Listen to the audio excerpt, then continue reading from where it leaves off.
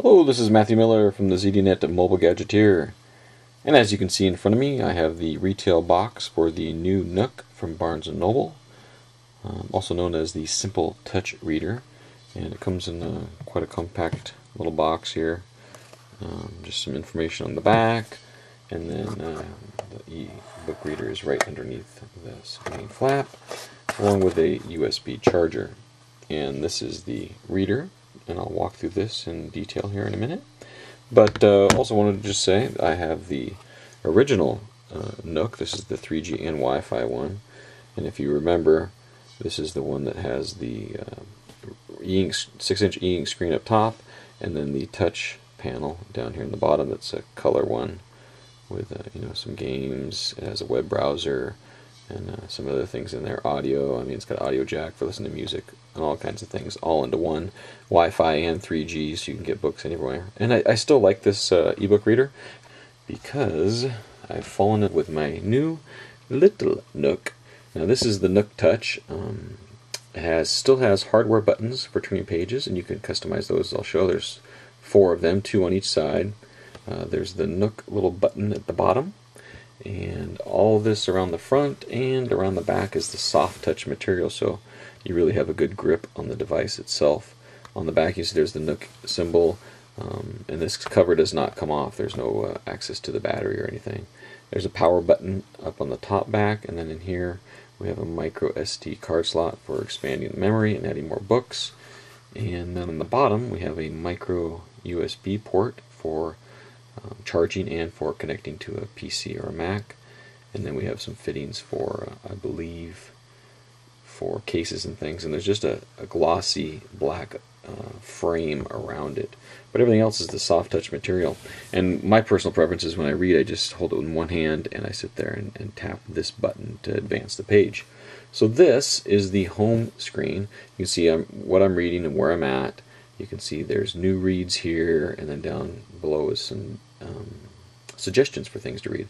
If I push the Nook button, we can see we can jump back to that home, and then library, shop, search, and settings.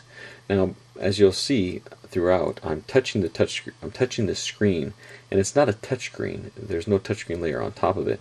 It's using infrared around the bezel to pick up my finger points, and as you'll see, it's fairly responsive, and it's nice because it takes nothing away at all from the e-ink display, which is an important part, and that's what you need the best of to have a great reading experience. Now this does have Wi-Fi, so it does have that connectivity to shop, and I'll show you the shop here in a minute, but it doesn't have a web browser, it doesn't have all the junk, no distractions, just maximizing the reading experience. So that was home. If I go to, I'll show you my library. I'll go to the library here. You can see I've got 6 pages in the library. Over here there's a little icon that tells me to lend me. I can refresh the library. I can tap and sort by title, author, or different types over here. Books, lend me, shelves, my files. And the nice thing that you might not notice is up in the upper left corner there's a little button you can touch. That will always take you right back to where the book you were reading. So you can go out here, you can look at the library, you can shop around. If you want to back to your book, you just touch that. And then over here there's the Wi-Fi connectivity indicator and the battery, and then the time. So is books also supports like there's Pirate Latitudes, a book that I bought on my Sony reader. This also supports DRM and non-DRM EPUBs through the Adobe Digital Editions functionality and things like that. So it's more open than the Kindle as far as that goes. So that's the library. Let's go to shop here. We'll check out the shop. So here's the shop. And as you can see, you get books, magazines, newspapers, and then books, other books like the Barnes Noble Top 100 and things like that. The nice thing is if you subscribe to a newspaper, you can have it delivered to your Nook each day and pick it up and read it. And even though this looks like a much smaller device, the 6-inch screen is what is fairly standard on the Kindle and the other Nooks and other ebook readers like the Kobo and things. It just looks smaller because there's nothing else on there. There's no keyboard and stuff. Okay, so let's just tap on Browse, go to the store here, just tap on Magazines. I'll just show you some of the things. We say See All, and you can, let's go to the grid view. It looks more realistic. You can see the front pages of the magazines and things like that. So as you can see, it's fairly responsive, and there's lots of content. I believe there's over 2 million titles in there. If we go to search, just simply pops up a search bar, and then there's our keyboard. So you can see the keyboard that we have there, and it's all touch, so you just tap away on the keyboard to enter anything. And the nice thing I like about that is I rarely use the keyboard anyway, so it's nice to have it in just a touch format. Now here's all the different settings. I'm not going to run through all of them. Let's see, I will run through a couple, such as the reader here. And here's where you can customize your buttons. You can have page forward with the top buttons or with the bottom buttons. So if you hold it down here and read, that would be a good thing. Or if you hold it up here, like I do with one hand, you might want the top button. So you get to choose where you want the page forward to be, either the top buttons or the bottom set of buttons. And there's some screen settings, time settings, wireless network setup, shop. You can have one purchase or one tap purchases. If we jump into social, this is a social platform as well, and you can link it to Facebook, Twitter, Google, and manage your contacts, manage your Nook friends, where you can lend the books and then see the visibility of your Lend Me books. So can your friends see your books and they can ask to borrow it. The nice thing about Facebook, Twitter, and Google is you can share where you're at in the book. You can share the title with people. You can let people know you're reading it. It's kind of a motivating factor because people are like, hey, shouldn't you be reading your book? You got to catch up and get back in action there. So that's the bottom menus. Now, like I said before, I simply can tap up here, in there, and we'll jump into the book that I'm reading here, which is Dead or Alive by Tom Clancy. So here's a typical page.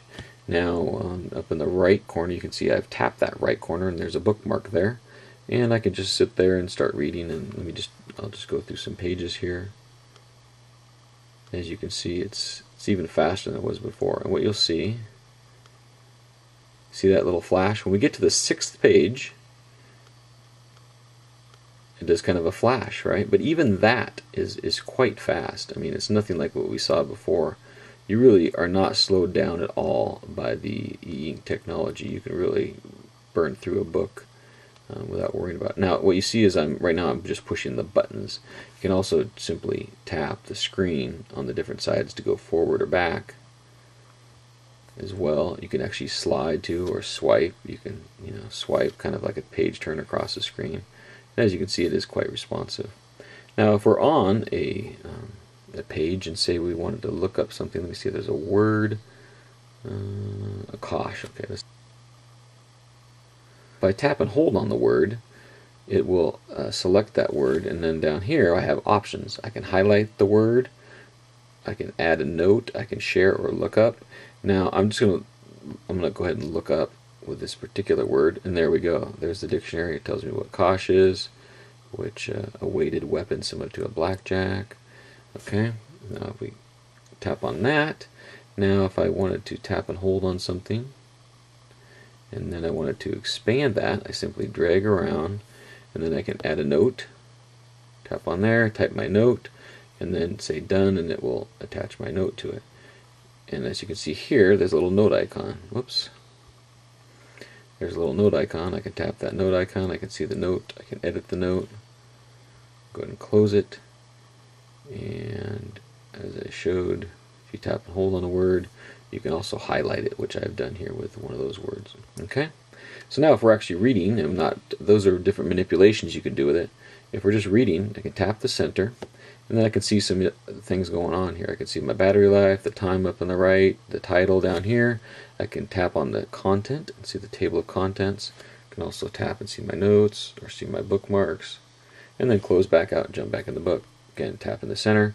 Now I can see find, so I could do a search. If I tap on go to, I can then have a slider bar to drag where I want to go to a page. Go ahead and close that. Tap in the center. And we got the text options. And as you can see here, there's 7 different sizes. And there's 1, 2, 3, 4, 5, 6. I believe that's all 6 different fonts. And as you tap on them, you see the preview and it change automatically. You can go down to teeny tiny fonts up to very large fonts. I found what works for me is about there. And then you can also adjust the line spacing to make it tighter or wider, and adjust your margins as well, or just tap on and have the publisher defaults take precedence. Also, if you tap on more, you'll see there's then access to being able to share it with somebody, reviews, related titles, or archive that book. If we tap on share, you'll see I have some options. I can recommend this book, I can post my reading status, I can rate and review, I can like it on Facebook, or view my friends' activities. So there's lots of interaction going on there. But best of all, you can simply just read with this book reader. And the nice thing is, I picked this up on the day of release, and I haven't only charged it the first time. Let's see my battery life. Oops. And the battery's only... So what, I bought this on the day of release, I charged it up once, and I've been reading. I see I was halfway through a book. I have like 25% of my battery remaining after, what is it, like 3 weeks now? It says it can go for 2 months depending on your reading habits. I haven't been doing a lot with, I've always have Wi-Fi off because it's only necessary when you're shopping. But in my opinion, this new Nook is the best dedicated ebook reader, and it's just allowing me to read like nobody's business. Thanks for watching.